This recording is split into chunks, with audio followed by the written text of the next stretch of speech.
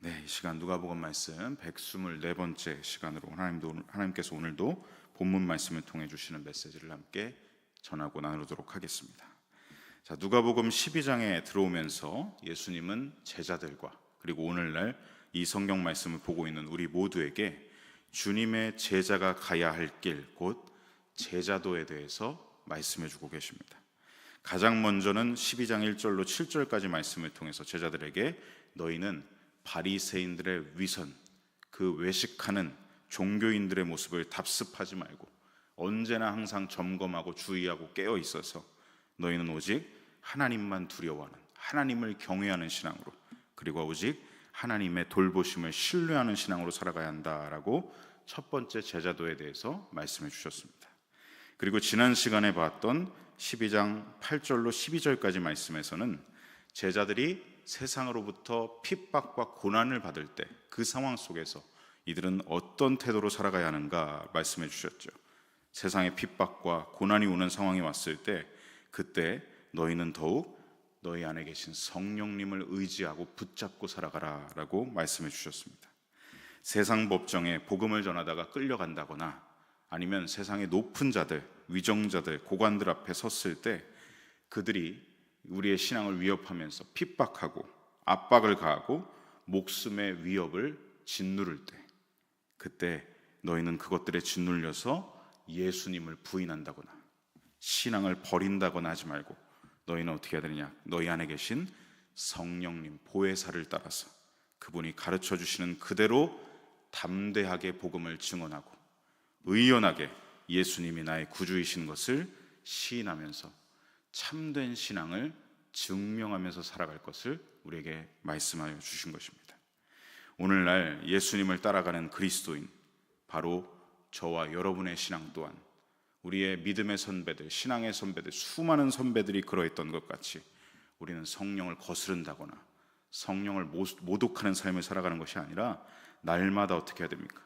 보혜사 성령님을 의지하면서 내 안에서 나를 권면하시고 나를 하나님께로 더 가까이 인도하시는 성령님을 의지하여서 심령이 더욱 강건해지고 어떤 상황 속에서도 성령님을 따라 담대하고 의연하게 복음을 삶으로 살아내고 증명하는 참된 신앙의 길, 제자의 삶을 살아가야 할 줄로 믿습니다. 저와 여러분이 주님이 말씀하고 계신 이 제자도로 계속해서 걸어나가는 신앙의 여정 되시기를 간절히 소망하고 축복합니다. 이어진 오늘 본문 13절로 21절에는 주님의 제자가 가야 할 제자도 그 세 번째 주제로 넘어가고 있습니다. 바로 모든 탐심을 물리치라라는 주제의 말씀을 전하고 계십니다. 먼저 우리 13절로 15절까지 말씀을 화면을 통해 함께 읽어보겠습니다. 무리 중에 한 사람이 이르되 선생님, 이르시되 이 사람아 누가 나를 너희의 재판장이나 물건 나누는 자로 세웠느냐 하시고 그들에게 이르시되 삼가 모든 탐심을 물리치라. 사람의 생명이 그 소유에 넉넉한 데 있지 아니하니라 하시고. 아멘.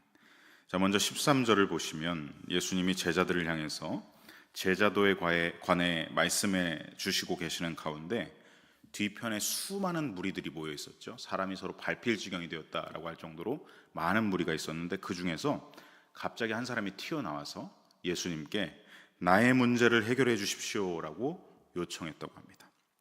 그 요청이 무엇이었습니까? 선생님, 제 형에게 명령하셔서 저와 유산을 서로 나누라고 강력하게 얘기 좀 해주십시오. 갑자기 이런 뜬금없는 요청을 해오는 것입니다. 어떻게 보면 예수님이 지금 말씀을 전하고 계시는데, 말씀을 가르치고 계시는데 그걸 지금 끊고 중간에 지금 이 사람이 끼어들고 있는 것이죠. 참 황당하기도 하고 무례한 사람 같아 보이기도 합니다.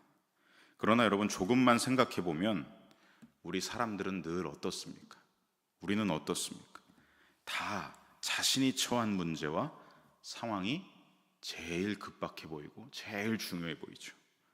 그러니까 예수님이 지금 하시는 말씀보다도 내가 처한 상황과 문제가 더 중요하다, 그 문제에 사로잡혀서 예수님이 아무리 중요한 말씀을 하셔도 그 말씀을 듣고 있는데도 들리지 않고 내 생각, 내 문제만 지금 사로잡혀 있다는 것이죠. 자기 생각, 고민과 염려에 사로잡혀 있다는 것입니다. 그러니 예수님의 말씀, 중요한 말씀을 전하고 계시는데도 그 말씀의 흐름을 툭 끊고 들어오면서 지금 튀어나온 것이죠. 이것을 통해서 우리는 무엇을 깨달을 수 있습니까?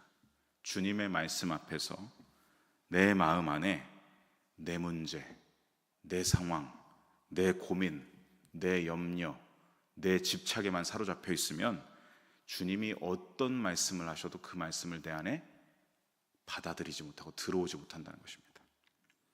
주님이 우리 신앙에서 너무나 중요한 본질의 말씀, 핵심인 말씀인 제자의 길에 관하여 말씀하여 주시는데, 아유 선생님, 그런 말씀보다는 제 문제를 좀 해결해 주십시오.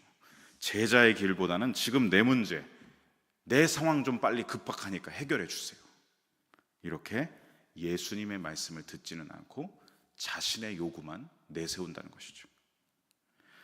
이 사람은 마지막 하나님의 심판대 앞에 서는 말씀도, 하나님을 경외하라는 말씀도, 하나님을 신뢰하라는 말씀도, 성령을 의지하며 살아가는 말씀도, 그 모든 제자에게 필요한 말씀들이 관심사가 아니었습니다. 이 사람의 관심사는 오로지 부모의 유산을 내가 받아야겠다, 내 몫으로 받을 재산을 내가 꼭 받아야겠다, 여기에만 지금 혈안이 되었던 것이죠.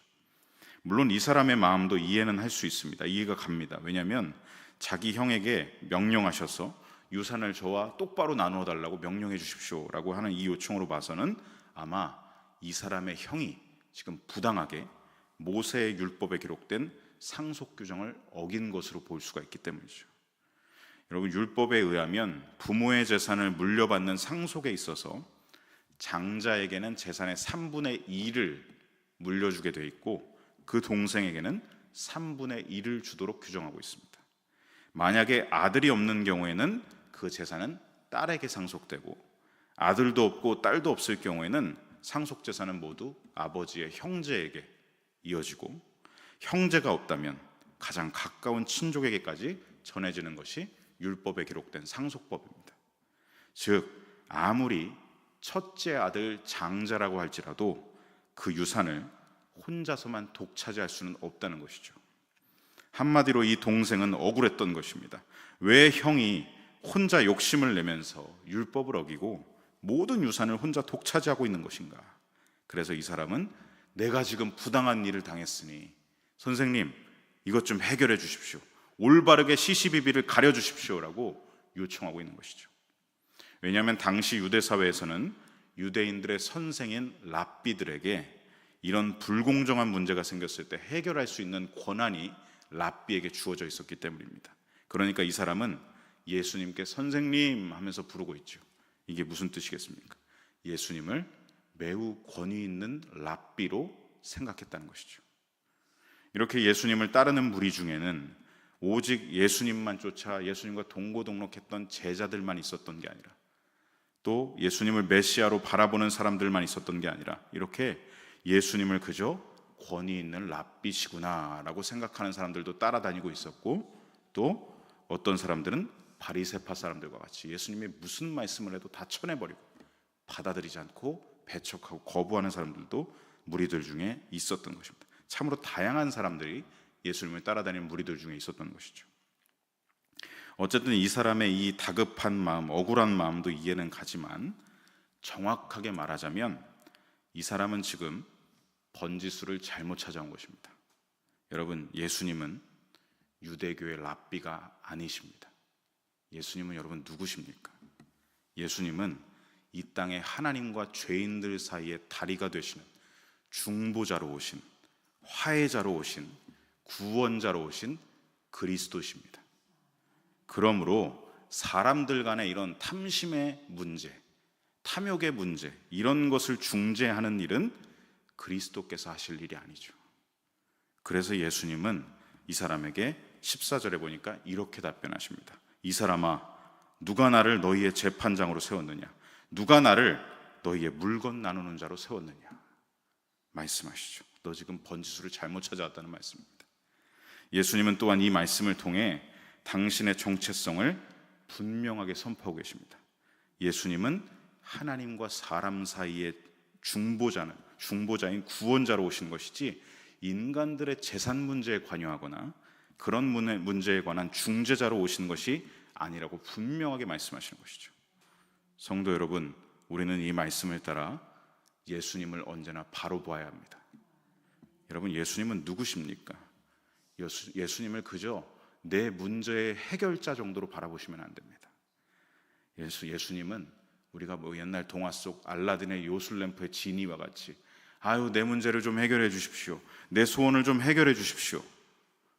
죄송하지만 이런 일의 중재자로 예수님은 오신 게 아니라 사람들의 요청과 욕망을 따라다니면서 우리의 뒤처리해 주시기 위해서 이렇게 오신 게 아니라 예수님은 우리 모두에게 진정한 해방과 구원을 선포하시기 위해서 오신 하나님의 그리스도시라는 것, 우리는 예수님을 이렇게 바로 보아야 할 줄로 믿습니다.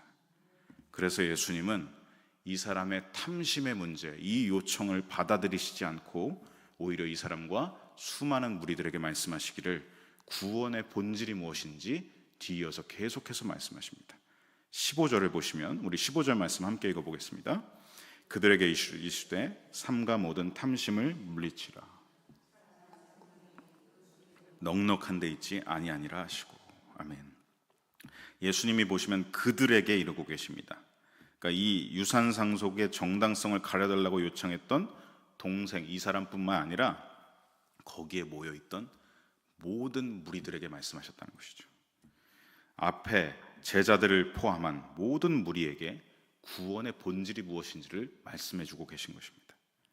예수님을 따르는 사람, 제자들이 가야 할 참된 신앙의 길, 그 길은 무엇입니까? 그 길을 걸어가면서 언제나 돌뿌리에 넘어지지 않도록 조심하라는 말씀인데, 그 돌뿌리가 뭐냐? 바로 우리 안에 계속 또아리를 틀려고 하는 탐심이라는 것이죠.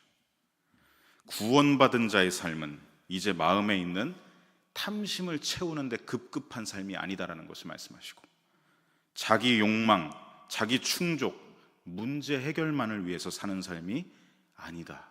구원받은 자의 삶은 그것이 아니다라고 말씀하십니다. 죄의 본성인 탐심을 물리치는 삶을 살아야 한다는 것을 말씀하고 계십니다. 지금 보면 이 사람이 가져온 문제를 정당하냐, 부당하냐 이런 문제로 보지 않으시고 사람의 마음 안에 있는 원죄의 본성, 그건 탐심 때문에 일어난 일이다라고 규정하고 계시죠. 자, 왜 그러셨을까요? 예수님은 언제나 우리의 일어나고 있는 모든 문제의 핵심과 본질을 꿰뚫어 보시는 분이기 때문입니다. 여러분, 유산상속 분쟁이 왜 일어나겠습니까? 엄밀히 말씀드리면 유산은 자식들에게 권한이 있는 게 아닙니다. 자식들이 뭘 손을 댔습니까? 자식들이 왜 권한이 있습니까? 부모가 열심히 일해서 부모가 열심히 번 돈입니다. 그걸 당연히 내가 받는다는 권한을 누가 준 것입니까? 없죠. 자식들에게 권한이 없습니다. 그 재산은, 유산은 본래 자식들 것이 아니라 부모님의 것입니다. 그리고 더 본질적으로 말씀드리면 물질의 주인은 하나님이시지 인간이 아닙니다. 인간이 물질의 주인될 권리가 하나도 없습니다. 그래서 율법을 제정하시고 선포하신 분은 하나님이신 것이죠. 물질에 대한 법도, 재정에 관한 법도, 유산에 관한 법도 하나님이 주인이시니까 이 법을 제정하신 것입니다. 그런데 지금 형이나 동생이나 뭘 하고 있는 것입니까? 당연히 이건 내 거다라는 기본 바탕을 깔고 이건 지금 베이스에 두고 교만과 탐심이라는 죄의 본성으로 이 모든 유산상속의 분쟁이 일어나고 있는 것이죠. 여러분, 여기서 탐심으로 번역된 헬라어 플라오 넥시아라는 단어는 합성어입니다. 더 많은 이라는 뜻의 플레이온이라는 단어와 이 가지다라는 뜻의 엑시아라는 단어가 합친 단어죠. 그러니까 정확한 이 탐심 플레이온 엑시아의 뜻은 뭐냐면 권한을 넘어서, 더 나아가 물질의 주인이신 하나님의 권한을 넘어서, 쉽게 말해 지금 이 권한의 선을 형제들이 넘고 있다는 것이죠. 물질을 주고 맡기는 분의 권리를 찬탈해버렸다는 것입니다. 마치 처음부터 이건 내 거였다라는 마냥 내가 더 그러니까 차지해야 된다는 게 당연하다라는 이 탐심의 마음이 이들의 마음에 가득 차 있었던 것이죠. 예수님은 이 본질을 꿰뚫어 보신 것입니다. 여러분, 청지기의 자리에 있어야지 주인의 자리를 찬탈하면 안 되는 것이죠. 부모의 재산을 나누려 하지 않고 자기 혼자 독차지하겠다는 형이나, 그것을 어떻게든 내가 받아야겠다고 하는 집착하는 동생이나, 그들은 모두 지금 청지기의 선을 넘어서 교만과 탐심으로 주인의 자리에 앉으려고 하고 있는 모양인 것입니다. 이 탐심, 플레이오넥시아라는 원주의 속성은 여러분, 우리 인류 모두에게 들어차 앉아있는 바이러스와도 같습니다. 탐심은 어떻습니까? 에덴 동산에서 처음 어떻죠? 보암직하고 먹음직스럽더라. 탐심에서부터 죄가 출발했습니다. 그때부터 지금까지 모든 인류에게 이 탐심은 급속하게 퍼져나갔습니다. 탐심 때문에 우리 모두는 진정한 안식과 행복을 잃어버린 죄인이 되어버렸죠. 에덴 동산에서 우리의 공급자이신 하나님이 입히시고 먹이시고 공급하시는 것들을 누리기만 하면 되는 행복과 안식의 샬롬의 삶을 스스로 걷어차버리고 이제 내가 주인의 자리에 앉겠다, 그 보좌에 내가 직접 앉겠다, 그 자리를 찬탈하려고 한 반역행위가 바로 원죄의 본성인 것입니다. 그래서 탐심에 사로잡힌 인류의 삶은 하나님 안에서 누리는 진정한 영혼의 쉼을 잃어버리고 진정한 안식을 잃어버리고 샬롬의 평강을 잃어버리게 된 것이죠. 그로 인해 사람들은 기쁨이 없어지고 감사가 사라지고 걱정과 염려에만 사로잡히며 살아가게 된 것입니다. 삶을 바라보는 시야가 하나님을 바라보지 않고 주변의 이입자이자 주인이신 하나님을 거부하고 밀어내는 이 엄청난 반역의 죄인 것이죠. 그래서 예수님은 이 모두에게 말씀하고 계십니다. 탐심을 물리치라. 그리고 비유를 들어 계속해서 말씀하여 주십니다. 어떤 비유를 말씀하셨는지 우리 16절로 19절까지 말씀을 우리 함께 읽어보겠습니다. 또 비유로 그들에게 말하여 이르시되 한 부자가 그 밭에 소출이 풍성하매 내가 곡식 쌓아둘 곳이 없으니 어찌할까 하고, 또 이르되 내가 이렇게 하리라. 내 곡간을 헐고 더 크게 짓고 내 모든 곡식과 물건을 거기 쌓아두리라. 또 내가 내 영혼에게 이르되 영혼아, 여러 해 쓸 물건을 많이 쌓아두었으니 평안히 쉬고 먹고 마시고 즐거워하자 하리라 하되. 자, 예수님은 이 비유를 통해서 우리가 왜 탐심을 물리쳐야 하는지 그 이유를 지금 예시로 교훈하고 계십니다. 16절을 먼저 보시면 이 비유에 등장하고 있는 사람은 어떤 한 부자라는 걸 알 수 있죠. 그리고 16절로 17절, 18절까지 말씀을 보면 이 부자는 지금 밭에서 그 해에 거둔 수확, 소출이 너무 많아서 이걸 도대체 어떻게 할까 17절에 보면 고민하고 있다고 하죠. 그리고 고민의 끝에 18절에 보면 내가 창고를 더 크게 짓고 추수한 걸 거기다 쌓아둬야 되겠다라고 고백하고 있습니다.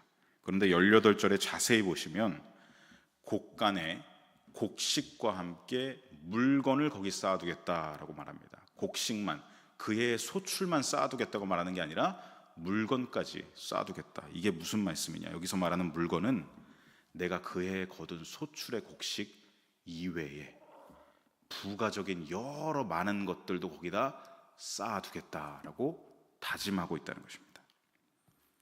그리고 19절에 그가 계산을 하고 있죠. 몇 년에 걸쳐 쓸 것을 더 많이 쌓아둬야 되겠다. 여러 해 쓸 것들을 더 많이 쌓아둬야 되겠다. 그러면 앞으로 나는 걱정이 없어. 몇 년 동안 발 쫙 뻗고 먹고 쉬면서 즐기는 라이프를 살아가면 돼 라고 혼자 독백하면서 지금 막 엄청 좋으면서 웃으면서 지금 이야기를 하고 있다는 것이죠. 몇 년치의 식량을 그 창고에 쌓아두면 그만큼 일하지 않고 즐기면 된다는 계산을 하면서 창고를 어마어마하게 확장하겠다라는 꿈을 꾸고 있는 것입니다. 성도 여러분, 지금 이 사람의 문제가 어떤 문제로 보이십니까? 예수님이 왜 이런 사람을 비유로 들어 말씀하셨겠습니까? 이 세상 모든 만물과 물질의 주인이 누구인지를 생각하라는 말씀입니다. 하나님이 은혜로 그 해의 소출을 많이 거두게 하셨다면 그것은 허락하신 이유가 있는 것인데, 이 사람은 지금 청지기의 정신을 잃어버리고 내가 나를 위하여, 자기 자신을 위하여 몇 년치를 먹고 마시고 즐길 것들을 더 많이 쟁여놓을 창고를 만들어야 되겠다. 보십시오. 어디에도 소출을 거두게 하셨다는 감사가 없습니다. 기뻐했다는 마음도 없죠. 오히려 미래에 대한 걱정과 염려가 기본 베이스가 되어서 지금 나 혼자만 어떻게든 잘 먹고 잘 살겠다는 궁리만 하고 있습니다. 그에겐 지금 모든 것을 거두게 하시고 허락하시며 그 재물을 맡기신 하나님이 보이지 않는 거예요. 주변에 힘들고 어려운 고아와 과부와 같은 이웃도 지금 보이지 않는 겁니다. 오로지 나 자기 자신만 보며 이 모든 소출의 주인, 모든 물건들의 주인이 나라는 주인의 자리에 앉고 있는 것입니다. 이러한 문제를 지금 예수님이 제기하고 계신 것이죠. 그래서 20절에 보시면 이 부자에게 하나님이 이렇게 말씀하셨다고 합니다. 같이 읽어보겠습니다. 하나님은 이르시되 어리석은 자여 오늘 밤에 네 영혼을 도로 찾으리니 그러면 네 준비한 것이 누구의 것이 되겠느냐 하셨으니, 어리석은 자여, 네가 그렇게 너를 위한, 너만을 위한 철두철미한 계획을 세워놨다고 하자, 그렇게 실행한다고 하자. 그런데 오늘 밤에 네 영혼을 내가 데려가면 네가 그렇게 계획하고 준비한 것이 누구의 것이 되겠느냐? 어떤 말씀입니까? 지금 네 인생의 주인이 누구인지를 똑바로 알라는 말씀이죠. 어리석은 자여, 네가 그렇게 하나부터 열까지 너 자신만을 위한, 다 너만을 위한 탐욕의 계획을 세우고 그 소출을 베풀고 허락한 주인도 보지 않고 주변에 힘든 이웃을 위해 덤으로 더 얻게 하신 것도 보지 않고 그러고 있는데, 내가 하나만 물어보겠다. 내가 오늘 밤 너의 영혼을 데려간다면 네가 세운 계획이 실행될 수 있느냐? 내가 오늘 너를 데려간다면 이 재물이 과연 네가 쌓아둔 창고의 재물들이 네 것이 될 수가 있겠느냐? 너의 물질의 주인은 네가 아니라 내가 허락한 것이다. 내가 너에게 맡긴 것이다. 너의 시간도, 너의 물질도, 너의 건강도, 그 모든 것은 내가 준 것이지. 그런데 너는 마치 모든 것이 너의 것인 마냥, 처음부터 내 것이다라는 마냥 주인 행세를 하고 있구나. 기억하라. 너의 주인은 하나님이라는 것을 기억하라는 말씀이죠. 저와 여러분이 가진 공통점이 있습니다. 아니, 모든 인류가 가진 공통점이 하나 있습니다. 그게 무엇입니까? 자막과 같이 모든 인생들은 스스로 자신의 존재를 만들어낸 사람은 한 사람도 없다는 것이죠. 그런데 우리는 늘 주인 행세를 합니다. 이 땅에서의 삶은 모두에게 동일합니다. 주어진 것입니다. 맡겨진 것입니다. 스스로 자기 존재를 만들어낸 사람이 누가 있습니까? 하나님 한 분밖에 없죠. 게다가 우리는 어떻습니까? 이 땅에 올 때 아무것도 가지고 오지 않았습니다. 알몸에 연약한 아기로 왔습니다. 그리고 돌아갈 때 우리는 아무것도 가져가지 못합니다. 모든 인류의 공통점이죠. 우리는 돌아갈 때 우리의 육은 한 줌의 흙으로 돌아갈 뿐이고 우리의 영혼은 하나님께로 돌아갈 뿐입니다. 아무것도 가져갈 수가 없습니다. 그러니 그런 연약함을 가진, 한계를 가진 우리가 어떻게 주인 행세를 할 수가 있겠습니까?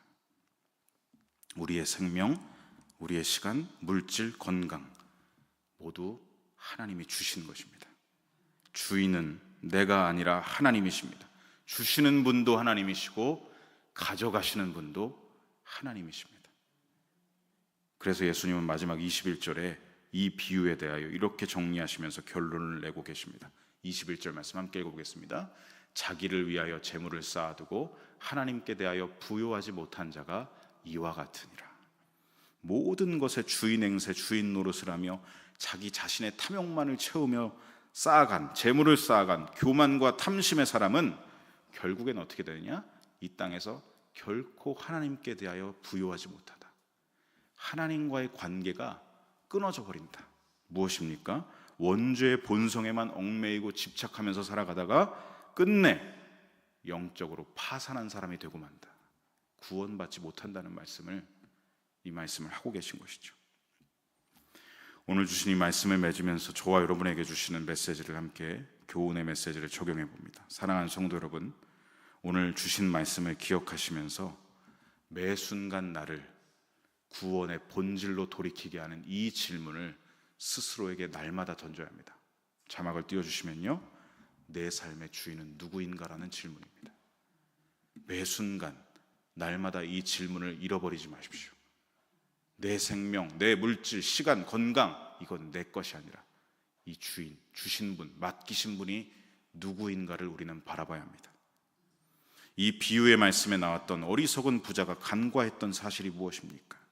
오직 우리는 자막과 같이 모든 것이 맡겨지고 주어진 존재, 하나님 나라를 위한 우리가 청지기일 뿐이지 모든 물질, 시간, 건강의 주인은 하나님이시라는 사실을 이 부자가 간과했죠.